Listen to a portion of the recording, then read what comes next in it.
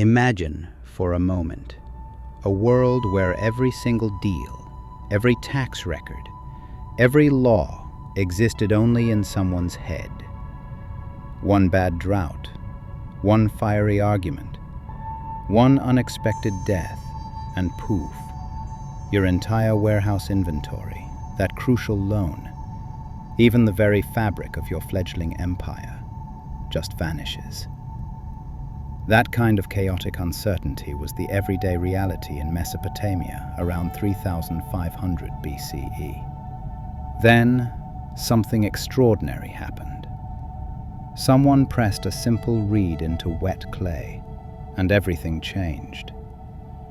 This isn't just the grade school lesson of they invented writing. Oh no. This is the incredible, often overlooked story of how that humble script became the ultimate Bronze Age Wi-Fi, connecting vast civilizations like Egypt, the mysterious Indus Valley, and wiring together the very first empires on Earth. By 3500 BCE, the fertile southern marshes of Mesopotamia weren't just bustling, they were absolutely bursting.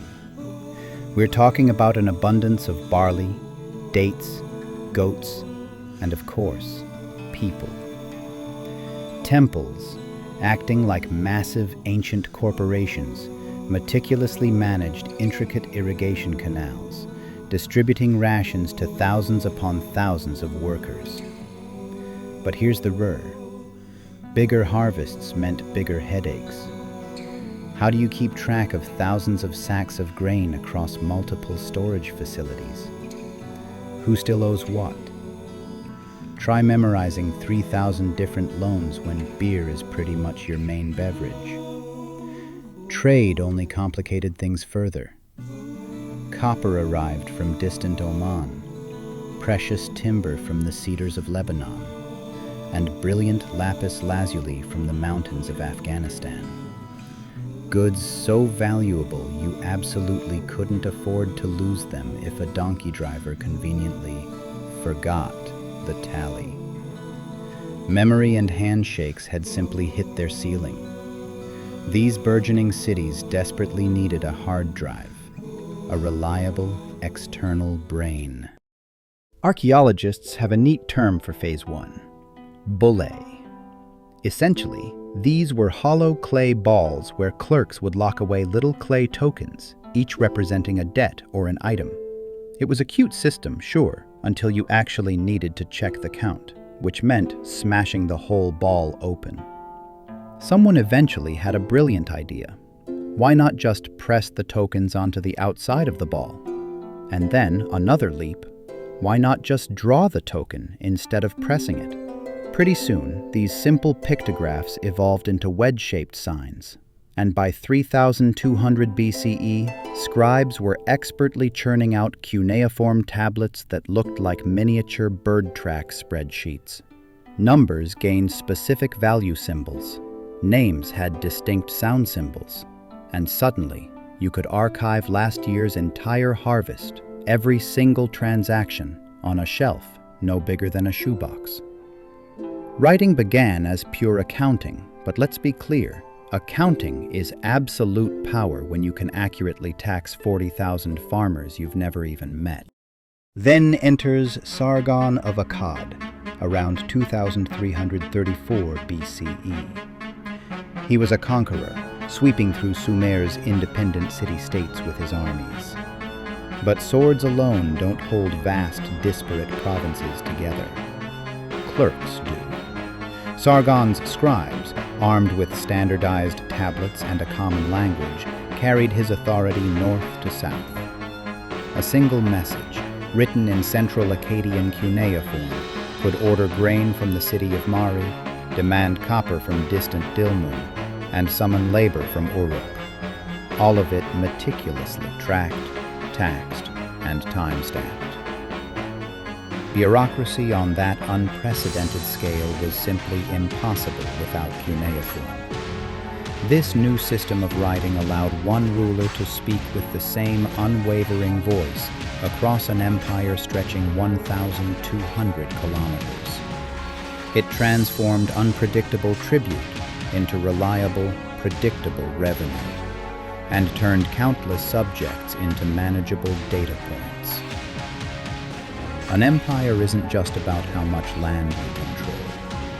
It's profoundly about how effectively you manage the flow of information across it. But the true magic, the real revolution, happened when Akkad's inscribed clay met foreign appetites and ideas. Indus merchants, their ships laden with carnelian beads and distinctive square stamped seals, docked regularly at Sumerian ports. Mesopotamian scribes carefully recorded their arrival and their goods. Indeed, several Indus seals have been unearthed in the ruins of Ur, irrefutable proof of a handshake, a significant trade connection, spanning over 2,000 kilometers of challenging ocean and desert. Even Egypt, the land of pharaohs and pyramids, joined this ancient relay. Precious cedar oil, gleaming gold, and fine linen moved through a network of Levantine middlemen, whose surviving letters sometimes quote Meluha, their term for the Indus Valley, all written in perfect Akkadian cuneiform. For the very first time in human history, three great, powerful civilizations were linked by a single shared information protocol: cuneiform invoices. Contracts, credit agreements, and customs duties crossed cultural boundaries and vast distances faster than any chariot could ever travel, creating an early form of global commerce. Akkad eventually fell, as all empires do, but cuneiform kept right on running. Babylon's bustling markets still priced rare Indus ivory. Hittite kings still diplomatically addressed Egypt's pharaoh as "my brother" in their meticulously inscribed clay correspondence. When the alphabet finally arrived centuries later, it wasn't a destruction of the old system, but merely another brilliant upgrade.